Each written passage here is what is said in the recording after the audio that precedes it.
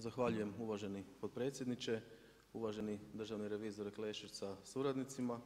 Što se tiče samog izvještaja o financijskoj reviziji županijskih uprava za ceste, razvidno je da je zapravo u strukturi rashoda i izdataka najznačajniji dio odlazi na održavanje i građenje cesta, odnosno više od 75% sredstava.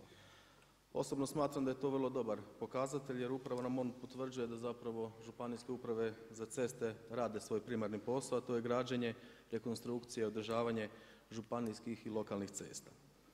Unatoč svim problemima u kojima se pojedine županijske uprave za ceste nalaze. I upravo je to ono zbog čega sam se javio i što želim ukazati, a to je problematika neravnomjernog financiranja županijskih uprava za ceste na području Republike Hrvatske. Konkretno, financijska sredstva izrazito variraju od pojedine županijske uprave do županijske uprave i one zapravo ne ovise samo o financijskim sredstvima koja su im dodijeljena, nego i o mreži, odnosno dužini prometnica, ali i o vremenskim uvjetima, odnosno određenim sezonskim gibanjima u kojima se pojedine županijske uprave rade. Zimska služba je veliki generator rashoda, a pojedine županijske uprave nisu u istim uvjetima što se tiče konkretno i visine snježnoga pokrivača, ali i dužine trajanja snijega, odnosno snježnih dana.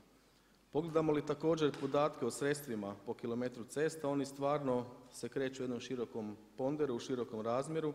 Tako na primjer imamo županijske uprave za ceste Ličko-senjske županije ili Karlovačke županije gdje se po kilometru cesta raspolaže s nekih 20-ak tisuća kuna, a s druge strane imamo i županijske uprave Splitsko-dalmatinsku sa nešto više od 50 tisuća, Primorsko-goransku 90 i slično.